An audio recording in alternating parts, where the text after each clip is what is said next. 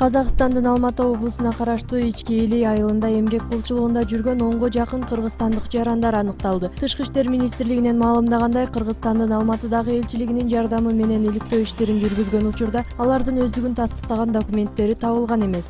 Кыргызстандык жарандар Казакстанга мыйзамсыз жол менен өткөрүлгөн. Алардын айтуусунда Алматыга келгенден кийин жумуш берген кишилер документтерин алып коюп, коркутуу жолу менен иш кылдырып, санитардык абалга жооп бербеген жайларда жашоого мажбурлашкан. Алар талаа иштерин аткарышчу, бирок текшерүүгө алган учурда талаа жеринин ээлери из жашырууга жетишти. Азыркы тапта бул иш боюнча Казакстандын укук коргоо органдары тарабынан кылмыш иши козголуп, тергөө амалдары жүргүзүлүүдө.